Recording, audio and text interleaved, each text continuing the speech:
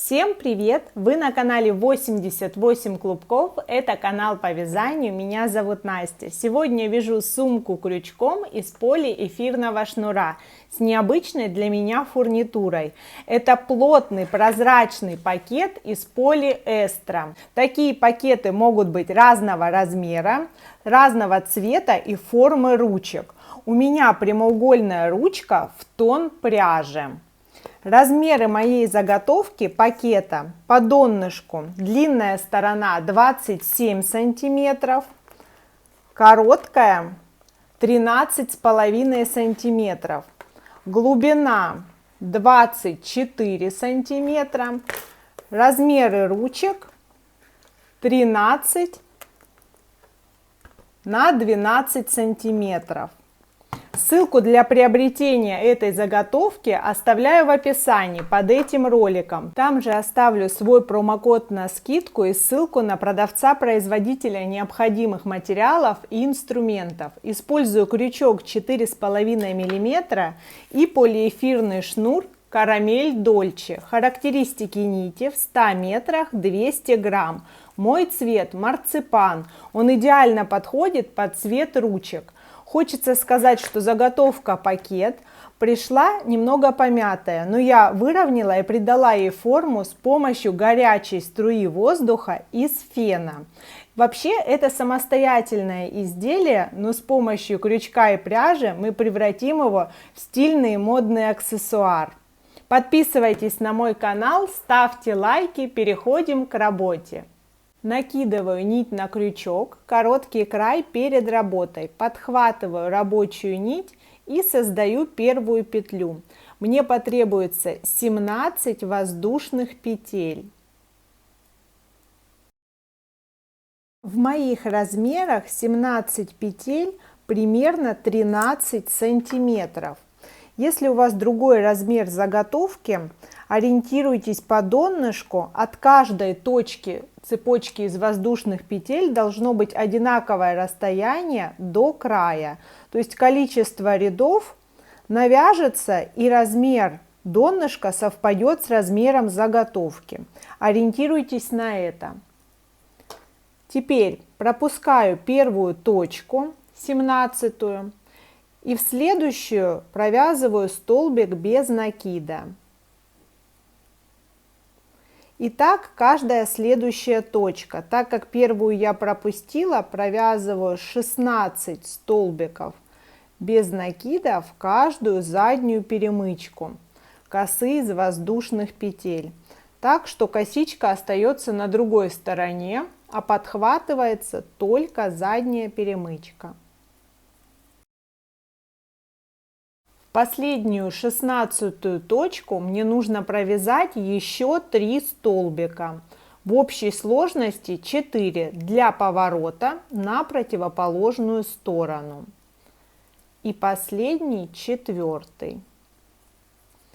Край начала ввязываю в полотно. Перехожу на противоположную сторону, вставляя крючок за обе дужки кромочной косы. Вот так.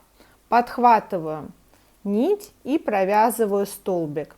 И так далее. Каждая следующая точка за обе дужки кромочной косы до фактического начала ряда. Последняя точка ряда совпадает с первой точкой по противоположной стороне. То есть в эту точку был провязан первый столбик. Сюда вставляю крючок. Провязываю 1 столбик без накида, 2 и 3. 4-м столбиком без накида в эту точку служит первый столбик ряда. Теперь перехожу на вязание по спирали. Вставляю крючок за заднюю полупетлю и подхватываю заднюю перемычку столбика. То есть 2 нити подхватывает крючок, провязываю столбик без накида. Далее то же самое. Полупетля и задняя перемычка. Столбик без накида. Еще раз. Кромочная коса, задняя полупетля и подхватываю заднюю перемычку столбика. Так полотно будет крепким, без просветов, отверстий, будет прекрасно держать форму. Сейчас вяжу до следующего поворота. Со следующего поворота начнутся добавления, которые заложат углы моего прямоугольника, чтобы повторить форму донышка. На первом повороте хорошо просматриваются 3 петли, которые находятся на вершине этого поворота. Я маркирую первую петлю и третью. Между ними одна незатронутая петля. То же самое делаю и с другой стороны. Нахожу петлю, которая относится к вершине, и маркирую петлю до и после нее. Готово. Теперь удаляю первый маркер, вставляю крючок точно так же, как и при вязании узора, за заднюю перемычку и вторую дальнюю полупетлю. И провязываю в эту точку, это первый угол, 3 столбика без накида. Третий. Готово. Это и заложит угол. Теперь маркирую центральный столбик. В него в следующем ряду точно так же провяжу 3 столбика. Далее у меня не маркированная точка. Провязываю столбик без накида. И снова проделываю то же самое. Задняя полупетля, перемычка, 3 столбика в одну точку. Второй, третий. На будущий ряд сразу маркирую центральную точку из 3. В нее будут провязаны добавления. Вяжу до следующего поворота. У меня завершается второй ряд. И также в маркированную точку провязываю 3 столбика без накида. Так продолжается ряд за рядом. Навязываю необходимое количество рядов по размерам донышка моей заготовки. Маркирую центральную точку, в которую в следующем ряду тоже провяжу 3 столбика. Последнее добавление ряда. Первый, второй, третий столбик. Маркирую центральный. Далее продолжаю вязать тот же узор. Задняя перемычка кромочной косы и задняя перемычка столбика. Уже вырисовываются четкие углы прямоугольника. Можно ориентироваться, примеряя донышко к заготовке.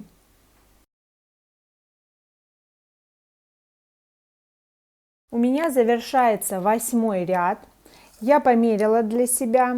Донышко мое 26 на 13 сантиметров. Полностью соответствует размерам моего пакета.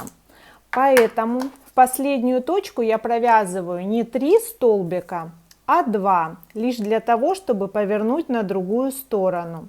С этого момента я перестаю делать добавления. Удаляю маркеры, в каждую точку буду провязывать только 1 столбик без накида. Той же техникой провязывания подхватываю заднюю полупетлю и заднюю перемычку и продолжаю вязать. Здесь уже навязывается глубина моего изделия. Может быть разная в зависимости от размера вашей заготовки и вашего желания. Я продолжаю ряд за рядом, не меняю узор, не меняю количество столбиков по периметру. На 9-м ряду у меня первый угол без добавления. Стараюсь провязывать петли с тем же размером кромочной косы, не растягивая.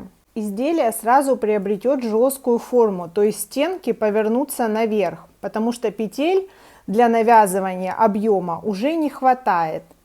И так продолжаю на каждом углу. Провязываю петли одинаково и компактно на протяжении всего полотна. Вот уже формируется угол с первого ряда.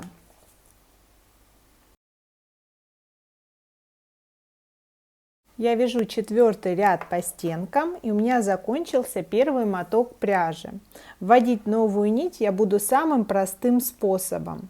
Вставляю крючок, подхватываю незаконченную старую нить и провязываю столбик уже новой нитью.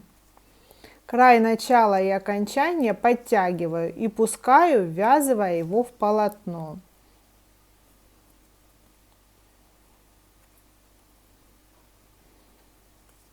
Продолжаю вязать столбики. Оба края аккуратно спрячутся под обвязку.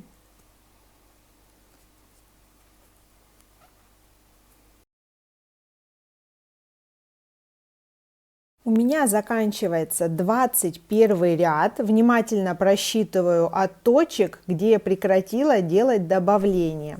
С одной и с другой стороны количество рядов одинаково.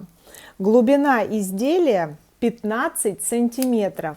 От второго мотка у меня осталось порядка 5 метров пряжи, поэтому я перехожу на обвязку. Обвязку буду делать в ту же самую точку, подхватывая дальнюю полупетлю и заднюю перемычку. Рабочая нить и соединительная. Каждая следующая точка один стежок соединительный. Так по кругу, пока не завершится ряд обвязки. Обращаю ваше внимание, что начало и конец ряда обвязки у меня боковая сторона. Здесь бы закончился мой ряд, но я перенесла это окончание именно на бок, чтобы не было видно ни с одной, ни с другой стороны этого перехода.